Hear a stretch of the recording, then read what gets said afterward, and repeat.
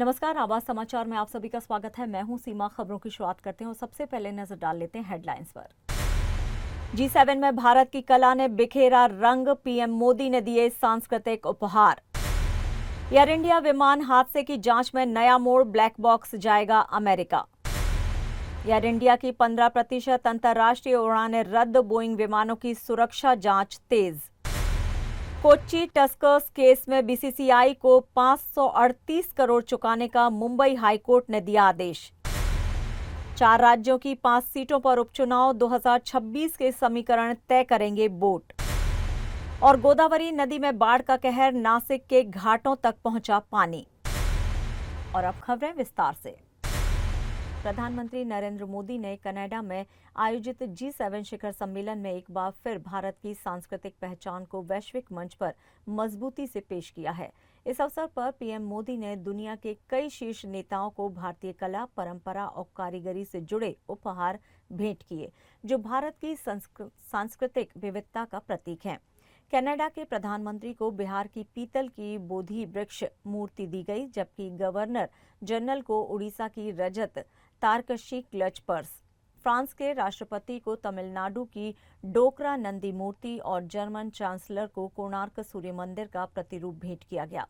Australia को कोल्हापुर का रजत पात्र, ब्राजील को मेघालय की बांस नौका और दक्षिण अफ्रीका को डोकरा घोड़ा उपहार में दिया गया। कोरिया को मधुबनी और मैक्सिको को वारली चित्रकला भेंटकर भारत की कलात्मक पहचान को नई ऊंचाई दी है। इन उपहारों के जरिए पीएम मोदी ने ये संदेश दिया है कि भारत केवल तकनीकी या कूटनीति नहीं, बल्कि अपनी आत्मा से भी विश्व को जोड़ता है। भारत की ये सांस्कृतिक कूटनीति न सिर्फ सौहार्द बढ़ाती है, बल्कि परंपरा और पहचान को भी सशक्त करती है। G7 के मंच पर ये अनोखा सांस्कृतिक संवाद भारत की वसुधैव कुटुंबकम की सोच को साकार करता है। टाटा समूह के स्वामित्व वाली एयर इंडिया ने अंतर्राष्ट्रीय उड़ानों को लेकर बड़ा फैसला किया है। एयरलाइन ने ऐलान किया है कि मध्य जुलाई तक वो 15% अंतर्राष्ट्रीय उड़ानों में कटौती करेगी। ये कदम बोइंग 777 विमानों की सुरक्षा जांच के चलते उठाया जा रहा है, ताकि परिचालन में कोई चूक न हो। पिछले 6 दिनों में 83 अंतर्राष्ट्रीय उड़ानें रद्द हो चुकी हैं, जिससे यात्रियों को भारी परेशानी का सामना करना पड़ा है। 18 जून को Toronto Delhi flight air India 188 और दुबई से दिल्ली की फ्लाइट एयर इंडिया 996 तकनीकी कारणों से रद्द की गई। दिल्ली से बाली जा रही फ्लाइट एयर इंडिया 2145 में बम होने की खबर के बाद बीच रास्ते में ही वापस लौटना पड़ा। विमान सुरक्षित दिल्ली पहुंचा और सभी यात्रियों को नीचे उतारा गया। प्रबंधन ने अपने बयान में कहा है कि यात्रियों को पूरी धन वापसी और वैकल्पिक व्यवस्था की पेशकश की जा रही है। बुधवार को 3 और इंटरनेशनल उड़ानें रद्द की गई, जिसमें से 2 बोर्डिंग के बाद निरस्त की गई। हैदराबाद एयरपोर्ट पर बम की सूचना मिली थी, लेकिन जांच में वो फर्जी निकली। मुंबई लखनऊ फ्लाइट भी अचानक रद्द कर दी गई, जिसका कारण दिल्ली की बारिश और डायवर्जन बताया गया। वहीं कोलकाता, लखनऊ और दिल्ली रूट्स पर कई उड़ानें देरी से चलीं। दरअसल अहमदाबाद विमान हादसे के बाद डीजीसीए ने बोइंग 787 विमानों की निगरानी बढ़ा दी है। एयर इंडिया ने कहा है कि ये पायलट और इंजीनियरिंग स्टाफ पूरी सावधानी बरत रहे हैं और यात्रियों की सुरक्षा उनके लिए सर्वोपरि है। अहमदाबाद में हुए एयर इंडिया बोइंग 787 विमान हादसे के बाद अब ब्लैक बॉक्स को विश्लेषण के लिए अमेरिका भेजा गया है। इस दर्दनाक हादसे में 241 यात्रियों और जमीन पर मौजूद 33 लोगों की जान चली गई थी, जो इसे एक दशक का सबसे भीषण विमान हादसा बनाता है। रिपोर्ट के मुताबिक ब्लैक बॉक्स को आग से भारी नुकसान हुआ है, जिसके कारण भारत में डेटा रिकवर कर पाना संभव नहीं है। अब ये डेटा अमेरिका की लैब में डिकोड किया जाएगा, ताकि दुर्घटना के पीछे की असली वजह सामने आ सके। भारत का विमान दुर्घटना जांच ब्यूरो और एयर इंडिया इस पर आधिकारिक बयान देने से फिलहाल बच रहे हैं। इधर इस हादसे से जुड़ी एक चमत्कारित कहानी भी सामने आई है। बिहार के बेगूसराय निवासी और मेडिकल छात्र रितेश कुमार की जान उस वक्त बच गई जब उनके ऊपर एक टेबल कवच बनकर गिर गई। सीट नंबर 11A पर बैठे रितेश हादसे के वक्त विमान के मलबे में दब गए थे, लेकिन टेबल की वजह से वे किसी तरह से बच निकले। वो फिलहाल अहमदाबाद के आईसीयू में भर्ती हैं और गहरे सदमे में हैं। परिवार के मुताबिक उन्होंने 5 घंटे बाद मां को कॉल कर पूरी घटना की जानकारी दी। ये हादसा जहां एक ओर पूरे देश को झकझोर गया, वहीं जांच से जुड़े अगले कदमों पर अब सबकी निगाहें टिकी हुई हैं। बीसीसीआई को मुंबई हाई कोर्ट से बड़ा झटका लगा है। आईपीएल की पूर्व फ्रेंचाइजी कोच्चि टस्कर्स केरल से जुड़े मामले में कोर्ट ने बीसीसीआई की याचिका खारिज कर दी है। अब बीसीसीआई को इस फ्रेंचाइजी को 538 करोड़ रुपए का मुआवजा देना होगा। कोच्चि टस्कर्स ने 2011 में आईपीएल में हिस्सा लिया था, लेकिन विवाद के चलते उसका कॉन्ट्रैक्ट रद्द कर दिया गया था। बीसीसीआई का दावा था कि टीम ने बैंक गारंटी का भुगतान नहीं किया। हालांकि कोर्ट ने बीसीसीआई की दलीलें मानने से इनकार कर दिया। गौरतलब है कि टीम के कई खिलाड़ियों को अब तक उनका पूरा भुगतान नहीं मिला है। ये मामला लंबे समय से कानूनी प्रक्रिया में था, जो अब बीसीसीआई के खिलाफ गया है। हालांकि बीसीसीआई के पास अब भी सुप्रीम कोर्ट जाने का विकल्प मौजूद है। अब देखना होगा कि बीसीसीआई इस फैसले को चुनौती देती है या कोर्ट के आदेश का पालन करते हुए रकम का भुगतान करती है। 4 राज्यों की 5 विधानसभा सीटों पर आज उपचुनाव हो रहा है। गुजरात, केरल, पश्चिम बंगाल और पंजाब में सुबह 7 बजे से वोटिंग शुरू हो चुकी है, जो शाम 6 बजे तक चलेगी। गुजरात की कड़ी और विसावदर सीट, केरल की नीलांबुर, बंगाल की कालीगंज और पंजाब की लुधियाना पश्चिम सीट पर उपचुनाव कराया जा रहा है। ये उपचुनाव ऑपरेशन सिंदूर के बाद हो रहे पहले चुनाव है, जिससे जनता का रुझान स्पष्ट होगा। नीलांबुर सीट पर कांग्रेस के आर्यदान शौकत और एलडीएफ के एम स्वराज आमने सामने हैं। बंगाल में टीएमसी, बीजेपी और कांग्रेस के बीच कालीजंग सीट पर त्रिकोणीय मुकाबला है। गुजरात की बात करें तो गुजरात में विसावदर सीट पर आम आदमी पार्टी के गोपाल इटालिया के उतरने से मुकाबला दिलचस्प हो गया है। वहीं लुधियाना सीट पर आप ने संजीव अरोड़ा को मैदान में उतारकर बड़ा दांव खेला है। चुनाव के नतीजे 23 जून को आएंगे, लेकिन इस वोटिंग से 2026 के चुनावी समीकरण तय होने की उम्मीद जताई जा रही है। महाराष्ट्र के नासिक और आसपास के इलाकों में सुबह से हो रही मूसलाधार बारिश ने जनजीवन अस्त व्यस्त कर दिया है। लगातार बारिश की वजह से गोदावरी नदी खतरे के निशान से ऊपर बह रही है और रामकुंड गोदावरी घाट पूरी तरह से पानी में डूब चुके हैं। द्विमुखी हनुमान जी की मूर्ति भी अब पानी में समाती दिख रही है, जो बाढ़ की भयावहता को दर्शाती है। पार्किंग में खड़ी कई कारें पानी में आधी डूबी नजर आ रही हैं और बहने की कगार पर हैं। स्थानीय नागरिकों का कहना है कि उन्होंने ऐसी स्थिति कई वर्षों में पहली बार देखी है। नदी के किनारे बसे इलाकों में बाढ़ का खतरा और अधिक बढ़ गया है। प्रशासन ने लोगों से अपील की है कि वे सुरक्षित स्थानों पर चले जाएं और नदी के पास न जाएं। नगर निगम और आपदा प्रबंधन टीमों को अलर्ट पर रखा गया है। गोदा घाट और रामकुंड के आसपास बैरिकेड्स लगाए जा रहे हैं ताकि लोग नजदीक न पहुंचे। बारिश का ये सिलसिला फिलहाल जारी है और मौसम विभाग ने अगले कुछ घंटों में और बारिश की संभावना जताई है। कारों के डूबने और सड़कें जलमग्न होने से लोगों को काफी परेशानियों का सामना करना पड़ रहा है। बाढ़ जैसे इन हालातों में सतर्कता ही फिलहाल एकमात्र सुरक्षा उपाय है। खबरों में यहाँ लेंगे एक छोटा सा ब्रेक, आप बने रहिए हमारे साथ।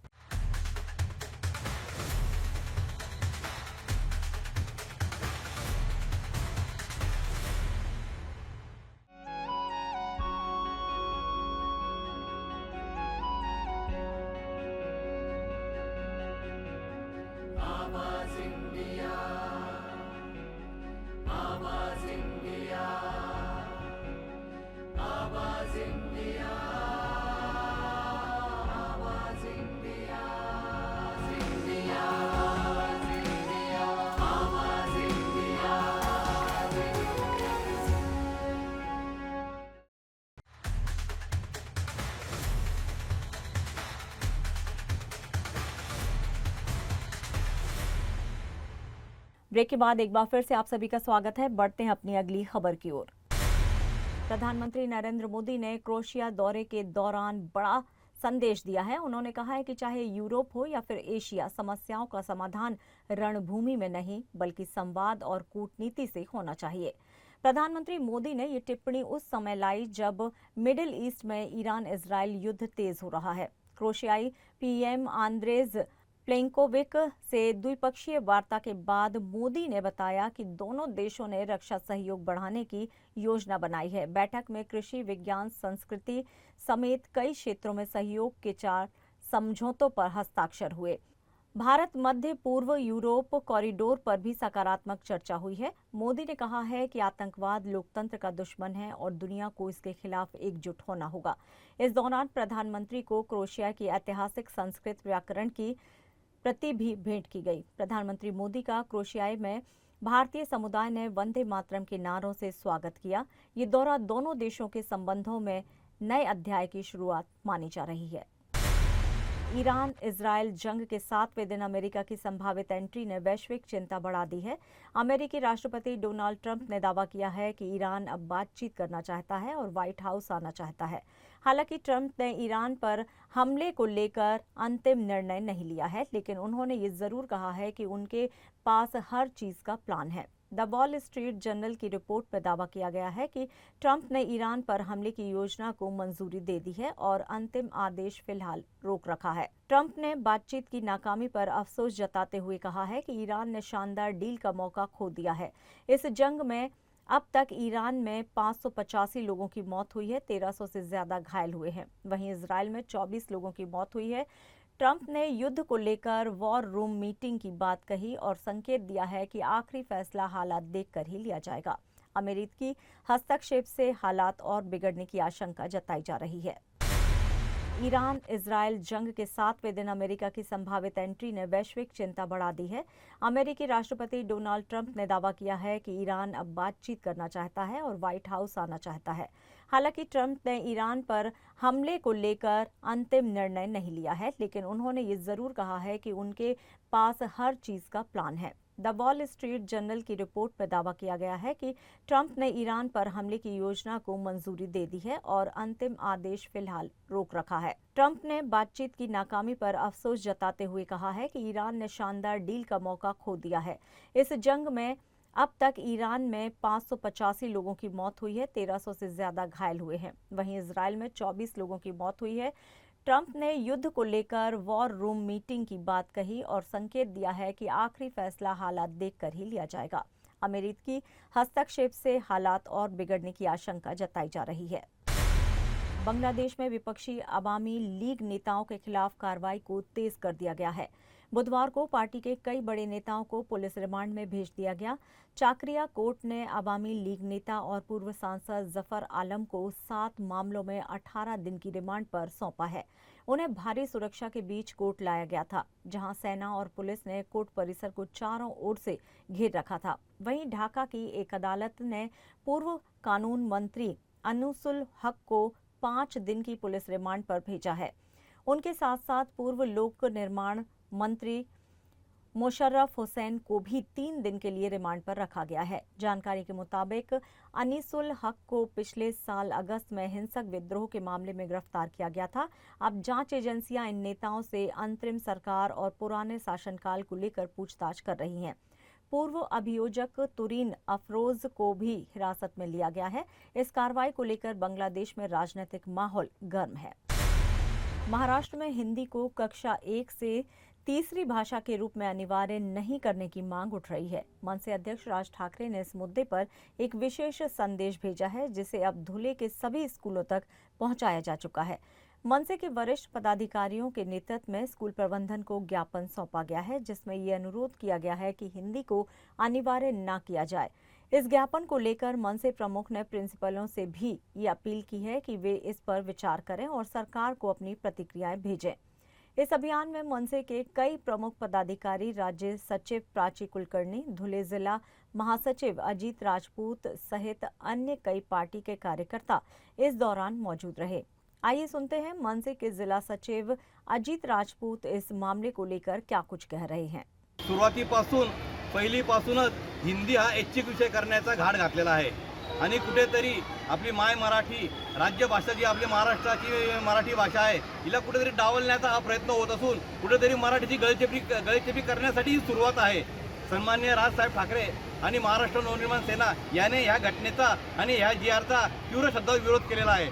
सन्माननीय राजसाहेब यांनी काल पत्रकार परिषद घेऊन आपलं स्पष्ट मत याबाबत विशद केलेलं असून आम्हा सर्व मनसे सैनिकांना साहेबांनी आदेश दिलेले आहेत की आपण धुळ्यातील प्रत्येक शाळांमध्ये जाऊन आपण माझं जे पत्र आहे सन्माननीय राजसाहेबांनी पत्र पाठवलेलं आहे ते पत्र त्यांनी मुख्याध्यापकांना द्यायला सांगितलेलं आहे आणि कुठेतरी मुख्याध्यापकांनी यावर विचार करून त्यांनी आपला अभिप्राय शासनाकडे मांडायचा आहे.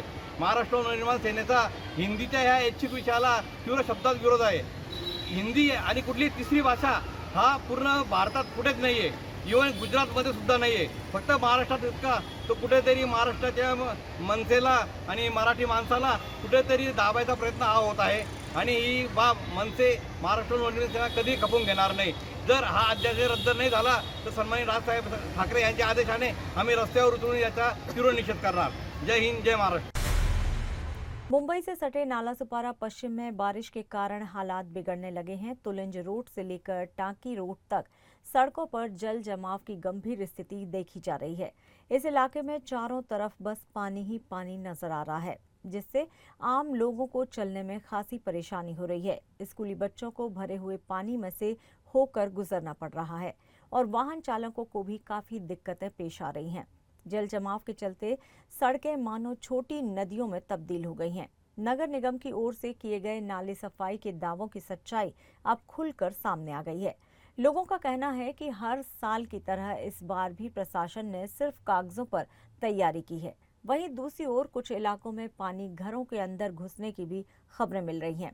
शहर के निचले इलाकों में स्थिति और गंभीर होती जा रही है. ऐसे में स्थानीय लोग जल्द राहत कार्य की मांग कर रहे हैं. नालासोपारा में हुए जल जमाव की जमीनी हकीकत का जायजा लिया आवाज इंडिया संवाददाता मनोज तांबे ने. वसई विरार शहर में भारी बरसात होने के कारण जलभराव होते हुए दिखाई दे रहा है. वसई विरार नालासोपारा के जो निचले हिस्से में पानी भरते हुए दिखाई दे रहा है. फिलहाल मैं नालासोपारा के लिंक रोड पे खड़ा हूँ जहाँ पर पूरा जलभराव होते हुए दिखाई दे रहा है. वसई रहेगा, नालासोपारा रहेगा, विरार रहेगा, जो भी मुख्य रास्ते हैं जिसमें पानी भरते हुए दिखाई दे रहे हैं. ये जो जगह है इस जगह के नीचे से डेंजर जो वोल्टेज की हेवी वोल्टेज की लाइन जाती हुई दिखाई दे रही है और उसी जगह पर ये पानी का बहना, पानी का जमा होना एक खतरे की घंटी दिखाई दे रही है. फिलहाल वसई विरार शहर महानगर पालिका के माध्यम से इस जगह पर पानी निचरा निकलने के लिए कौन सी भी उपाय योजना करते हुए दिखाई नहीं दे रही है. फिलहाल इस पानी से अभी महानगर पालिका के निष्क्रिय दर्जे के काम के वजह से लोग यहाँ से आ जा कर रहे, वाहनें देखिल उतने ही आते जाते हुए दिखाई दे रही है. अभी देखना ये होगा कि महानगर पालिका ने जो पानी जो जमा होते हुए दिखाई दे रहा है, इस पानी से कैसे लोगों को राहत मिले, देखने वाली बड़ी बात रहेगी. महेश गोयल के साथ में मनोज तांबे, आवाज इंडिया, नालासोपारा. और खबरों में यहाँ लेंगे एक और छोटा सा ब्रेक. आप बने रहिए आवाज समाचार के साथ.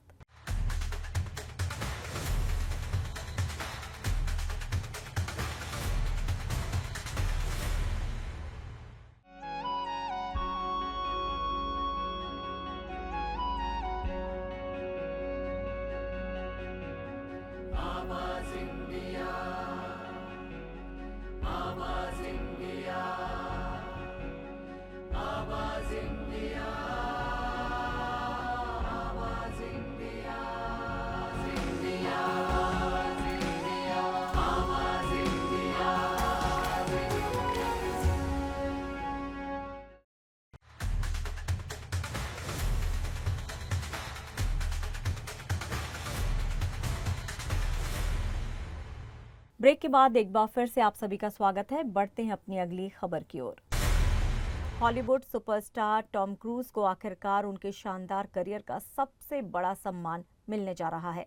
35 साल पहले ऑस्कर के लिए नॉमिनेट हुए क्रूज को अब हॉनोरेरी ऑस्कर से नवाजा जाएगा. ये सम्मान उन्हें 16वें गवर्नेंस अवार्ड्स में दिया जाएगा, जो academy of motion pictures arts and sciences द्वारा आयोजित किया जाता है. क्रूज की फिल्मों मिशन इम्पॉसिबल और टॉप गन के अलावा उनके थिएटर्स को जिंदा रखने के जज्बे को इस सम्मान का आधार बताया गया है. कोविड काल में टॉप गन मैरविक ने सिनेमा हॉल्स में नई जान फूंकी थी. क्रूज को पहले भी won on the 4th of July, Jerry Maguire और मैग्लोरिया के लिए एक्टिंग नॉमिनेशन मिल चुका है. टॉम क्रूज के साथ साथ 3 और दिग्गजों को भी सम्मानित किया जाएगा. म्यूजिक आइकॉन डॉली पार्टन को जीन हॉटल्स Humanitarian Award, choreography Debbie Allen को मानद ऑस्कर और प्रोडक्शन डिजाइनर विन थॉमस को भी ये सम्मान मिलेगा। ये चारों सितारे अपनी कला, प्रतिबद्धता और समाज के प्रति योगदान के लिए सम्मानित किए जाएंगे। बॉलीवुड एक्टर अक्षय कुमार की फिल्म केसरी 2 को लेकर बड़ा विवाद खड़ा हो गया है। पश्चिम बंगाल की सत्तारूढ़ तृणमूल कांग्रेस ने फिल्म के 7 प्रोड्यूसरों के खिलाफ एफआईआर दर्ज कराई है। आरोप है कि बंगाल के स्वतंत्रता सेनानियों को गलत तरीके से दिखाया गया है। टीएमसी का कहना है कि फिल्म में क्रांतिकारी खुदीराम बोस को खुदीराम सिंह और वीरेंद्र कुमार घोष को वीरेंद्र कुमार के रूप में दर्शाया गया है। इतना ही नहीं, एक अन्य ऐतिहासिक किरदार की जगह कृपाल सिंह नाम का काल्पनिक पात्र फिल्म में जोड़ा गया है। एफआईआर विधान नगर दक्षिण थाने में दर्ज कराई गई है, जिसमें भारतीय दंड संहिता की धारा लगाई गई है। टीएमसी नेता कुणाल घोष ने प्रेस कॉन्फ्रेंस कर कहा कि महज गलती नहीं बल्कि बंगाल के योगदान को मिटाने की साजिश है। उन्होंने फिल्म को सेंसर बोर्ड के पास किए जाने पर भी गंभीर सवाल उठाए हैं। केसरी 2 पर ऐतिहासिक तथ्यों से छेड़छाड़ करने और भावनाएं आहत करने के आरोप लगे हैं। कुणाल घोष का कहना है कि इस फिल्म के जरिए बंगाल के स्वतंत्रता संग्राम को जानबूझकर नजरअंदाज किया जा रहा है। टीएमसी ने केंद्र सरकार से इस फिल्म के खिलाफ तत्काल कार्रवाई की मांग की है। विवाद के बाद अब सेंसर बोर्ड की भूमिका पर भी सवाल उठ रहे हैं।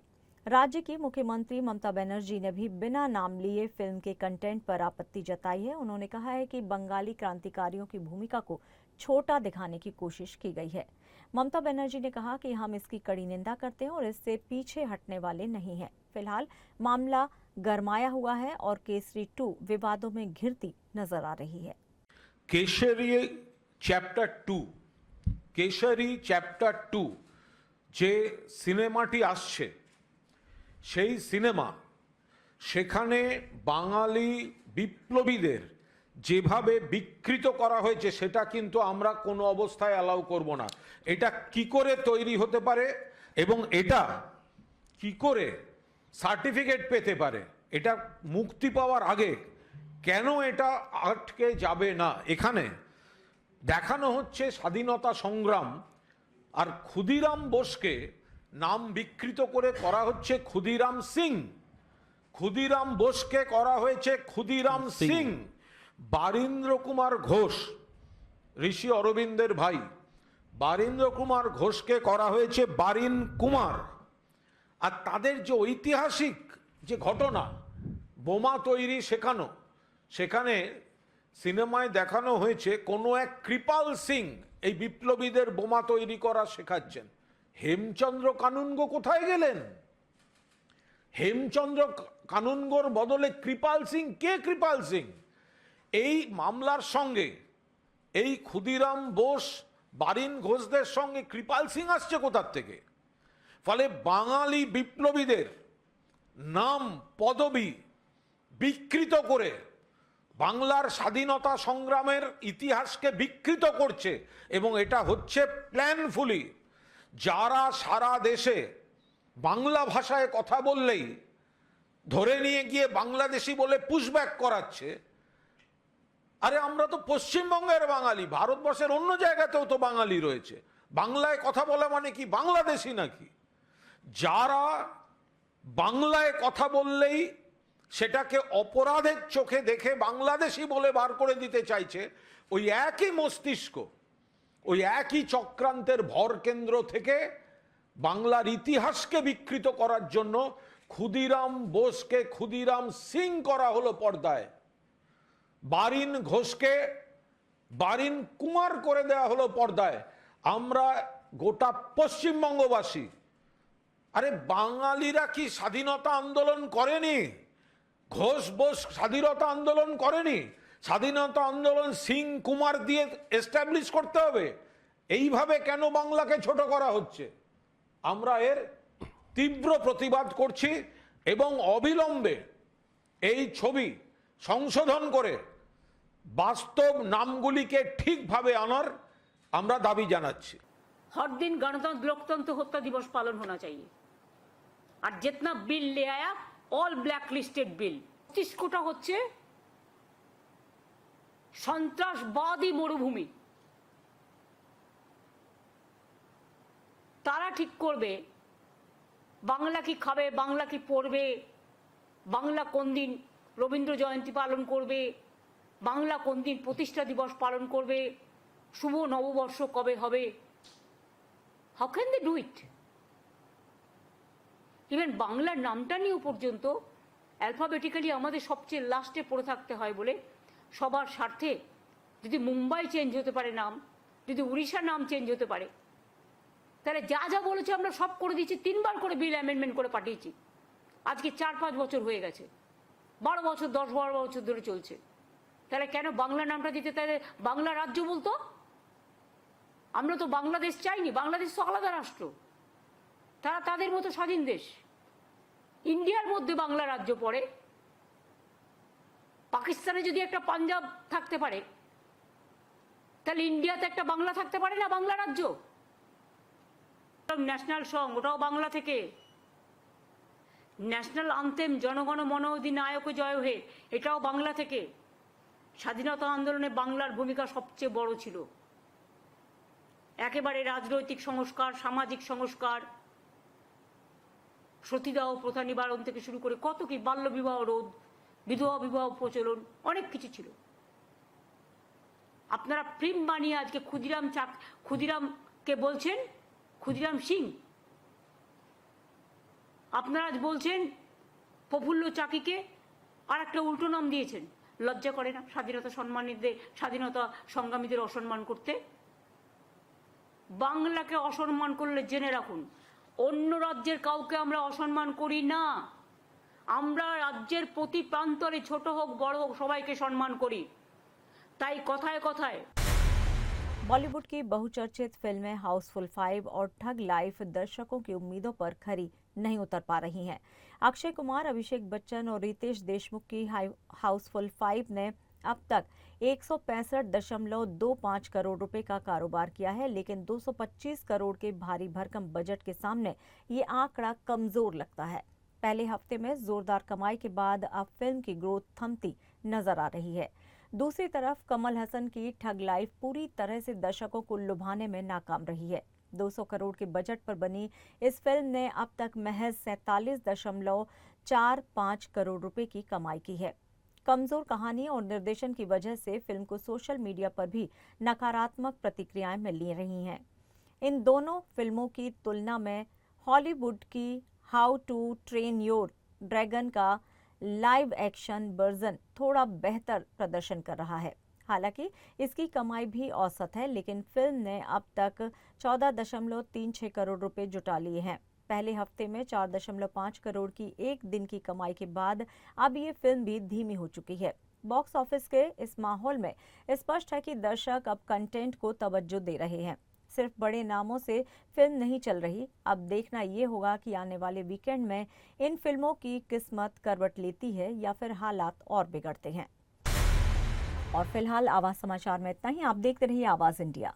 नमस्कार।